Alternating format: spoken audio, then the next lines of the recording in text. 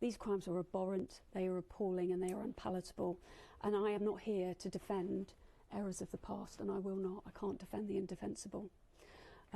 What I can do is talk to you about what policing does now, working alongside other agencies to safeguard vulnerable children, particularly those that go missing.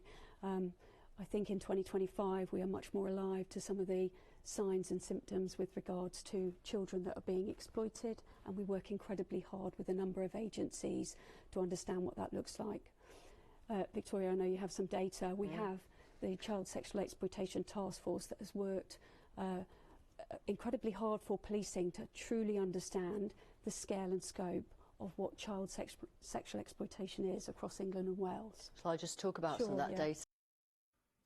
So are you ready for what this woman, they've obviously talked pre-recording and talked about what this chart is that she's going to flash up on the screen now. Because it is exclusive new data that your organisation has shared with us tonight for our audience. So for the... Even the way, look at her. She's not looking at the girls who are claimed that they were abused. She's waiting for the programme to put up this chart so they can drill it into people what's going on and what's happening. Wait till you see this chart. The whole of 2024, group-based CSE, child sexual exploitation, i.e. grooming gangs, accounted for 17% of all group-based sexual abuse crimes against children. Did you see her? Look at her. Watch her. Group-based sexual abuse crimes against children. And looking at the ethnicity... And there you go. And there you go. And it's important. She says it as well. Note, ethnicity was recorded for 31% of the suspects. Why? Why only 31%? See, that's the question that the people out there, that's why there's so much confusion out there, is because any chance these media outlets get, or the police get to put up these stats, right? They always make a point of saying white and British or white Irish over here, for instance. They always, the last few that have came out, they make a point of saying white Irish. Yet at the same time they tell you ethnicity is only recorded in 31% of the suspects. So for all we know, 69% of the suspects could be any one of these. Could be not white British at all, for all we know. How do we know? We don't know because they don't record them. And when they're not recording them, that's telling me that they're hiding something. Anyway, let's continue. Of suspects, and the MPCC say you have to regard these figures with caution because only just under a third of suspects had their ethnicity recorded. In 2024, as you can see there, of those suspects where ethnicity is known, just over half are white British. Pakistani suspects are substantially overrepresented in grooming cases where the ethnicity is known. In England and Wales, about 1 in 40 people are Pakistani of grooming gang suspects where ethnicity is recorded. And they go out their way to mention the low stat. Isn't that incredible? They go out their way to tell you only 1 in 9 are of that ethnicity. That I find incredible. This to me is like they're trying to whitewash it. That's what they're doing with this. Pardon the pun, but that's what they're doing with this little thing. They're whitewashing it. Because, like I said, what ethnicity is the other 69% that's not being recorded? That's what you have to ask yourself. About 1 in 8 are Pakistani. And what do those figures tell you, Deputy Chief Constable Riggs? What those figures tell you is the scale and the scope of what is crime reported figures. So that is actual crimes that have been reported to policing that have been investigated to varying degrees. What that will also show you when it comes to group-based offending is it comes in all shapes, sizes and forms. So whilst there is a real focus in terms of Pakistani Asian males grooming gangs, you will see from that data that it will tell you that there are other risks to children as well, such as... Can I just say though, like... So once again, picking up on the fact and mentioning the Pakistani percentage, once again, just to drill it into people that look how low the percentage is of that certain ethnicity. Like, all of it is wrong, you know? The thing that annoys people is why it's not all... One, why 69% of it isn't even recorded in the first place. And like I said, what would the stats be like? What would the ethnicity percentage be like if they did record the other 69%?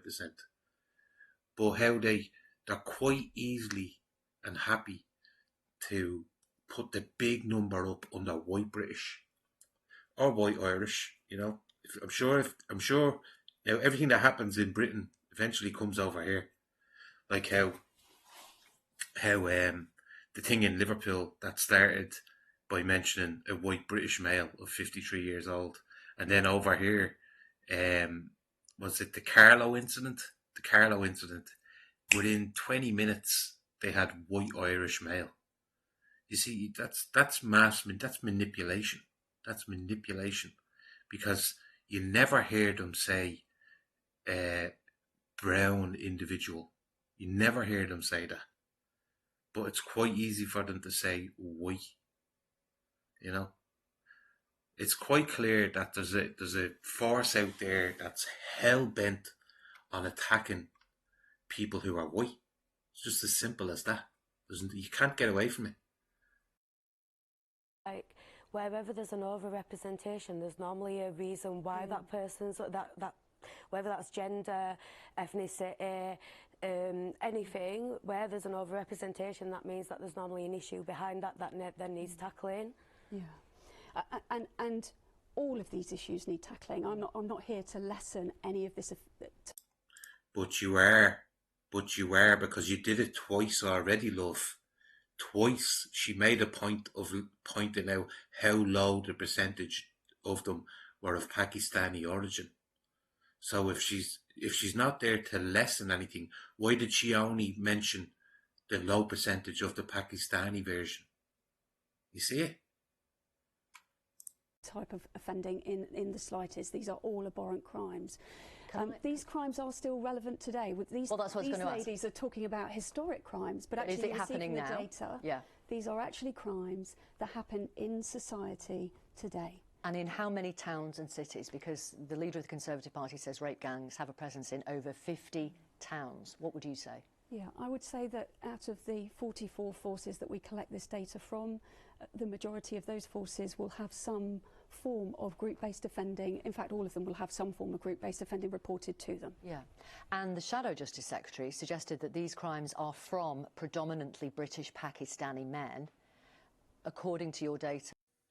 What does that mean? So is that an admittance then? Predominantly Pakistani British.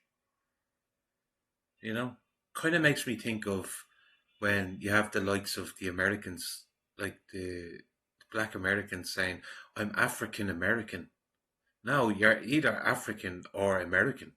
You know? It's like us saying we're, because we speak English, it's like the Irish people saying we're Irish English. When we're not, we're just Irish. Do you know that way? It's was that like a fraudulent slip then? Because she said that predominantly Pakistani British men that are doing it. It's interesting, isn't it? That's not true. That's not true, yeah. And we can only go with the data because that's obviously presenting the evidence base for us. So there is a truth, of course, that there is a proportion of these perpetrators who we will relentlessly pursue in terms of these types of crime, who are obviously Pakistani men, and our data tells us that. And they're overrepresented when you look at their share of the population. Yeah, but what you can also see is that there is a proportion of children that are at risk in the family domain, and also in institutional environments, whether that be you know, clubs, schools, caring regime. So basically anything but those type of people that we obviously know.